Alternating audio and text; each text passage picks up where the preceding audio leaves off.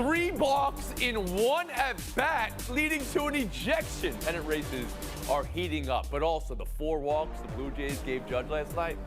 Woo! Let's go around the horn. That's inserting yourself into something in the role of villain. And I think I'm here for it. They'll get the walks ready. Blue Jays are playing for a playoff spot. They should be pitching around. Yankees clinching the AL East, Cardinals the NL Central. Let's start with St. Louis. 4th most wins in the NL, but division champs. Last 2 months, this team really putting it together, Tim Kalishaw. Around the horn, too. How do these Cardinals you've seen stack up against the defending champion Atlanta Braves, now tied for first in the NL East, the New York Mets still in first in the NL East, and those Los Angeles Dodgers?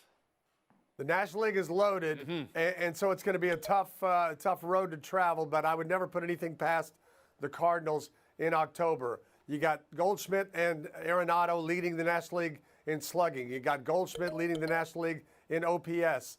And there's just something about that team. It doesn't really matter who's wearing those uniforms. There's a reason they have the most World Series titles of any National League team. They find weird ways sometimes to win, but this team has been really good for 3 months. The Brewers spent more time in first place in that division, but once the Cardinals caught fire in midsummer, there was really no stopping them, and they're playing at the same level as the best teams in baseball. What was it that turned the team around, mid-June into July into August? Woody Page, maybe you could start us there.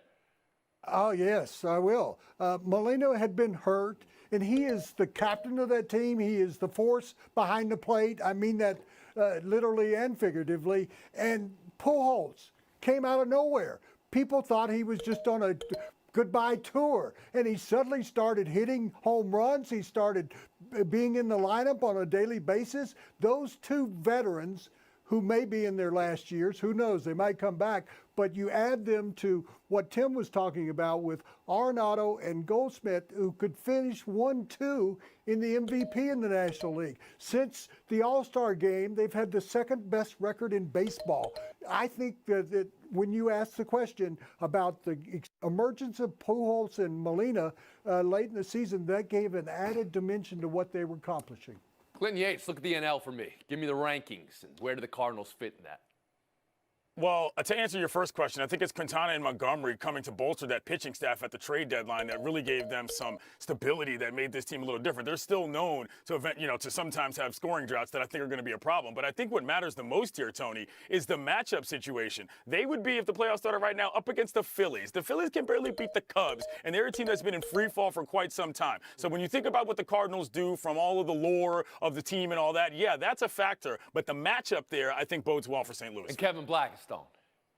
Well, I would just go back to something Tim mentioned. That's just the consistency of the Cardinals, which is why you can never count them out in October, no matter what the matchup is going to be. And one of the things that strikes me about the Cardinals is how clean a baseball they play.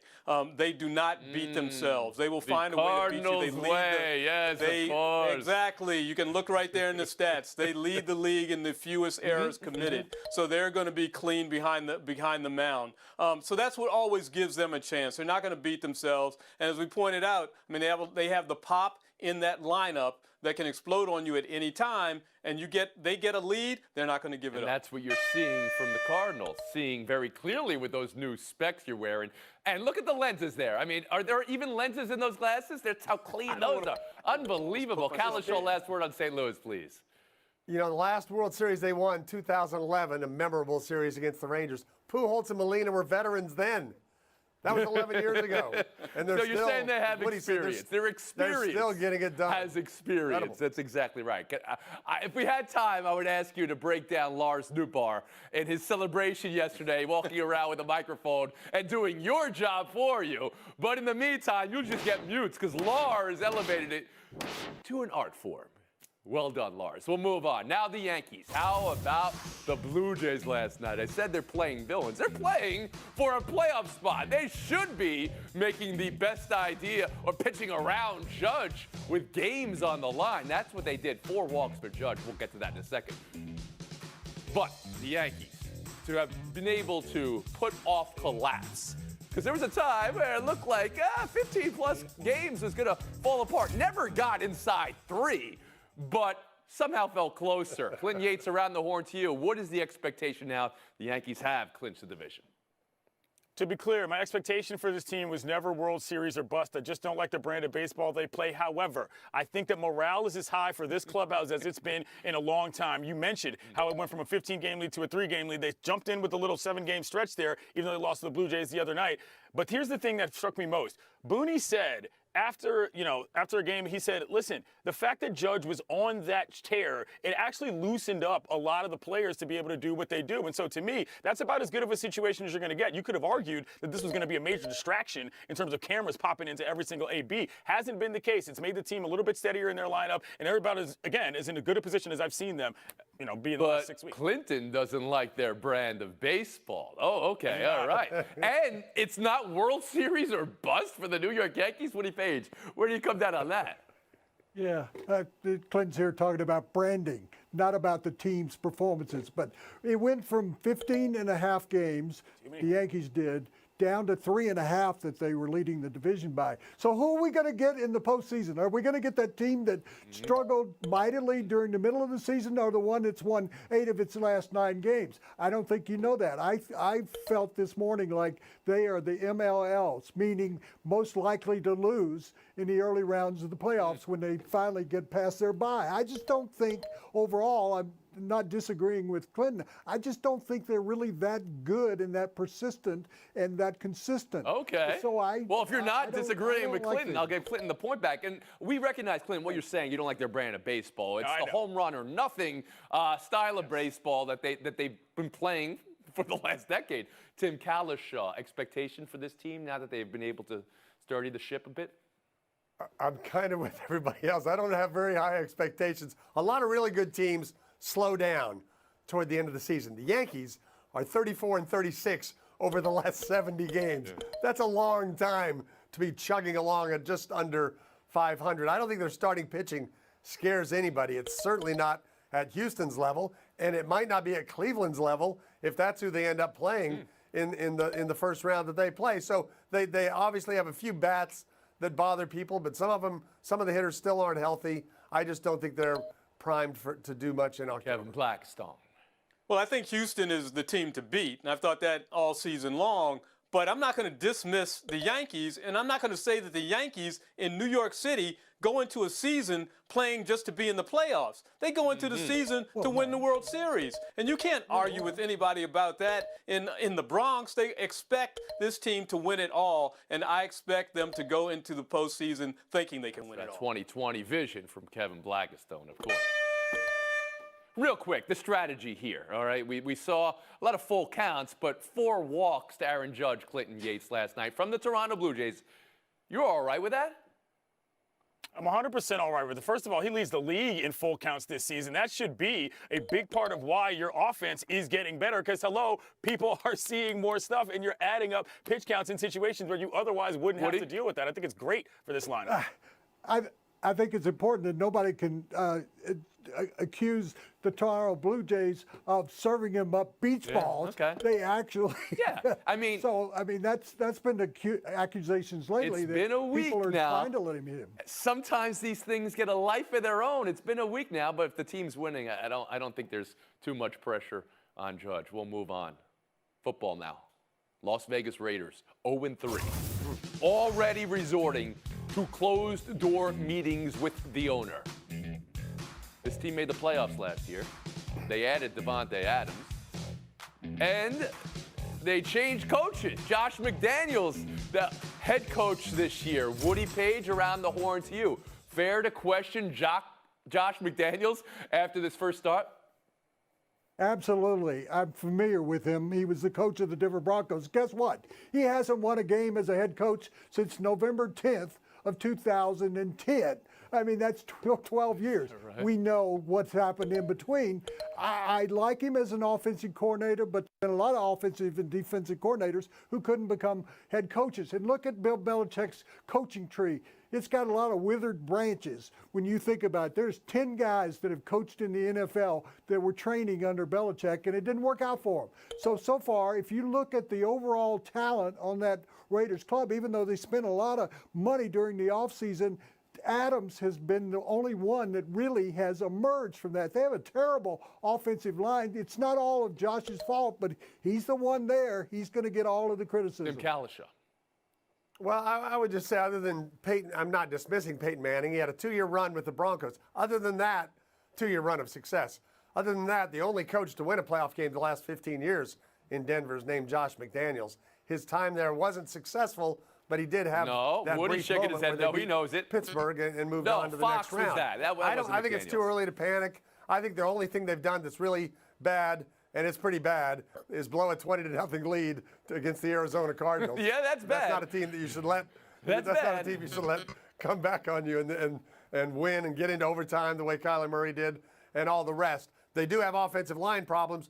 They've still got defense. They've still got Carr throwing to Adams and Waller. That will play out. They got to play the Chargers a bunch. They got to play the Broncos and the Chiefs a bunch. They'll have time. Kevin, is 3 weeks too early to think, did we get this right when we were getting rid of an interim coach that got us to the playoffs and brought in a new coach?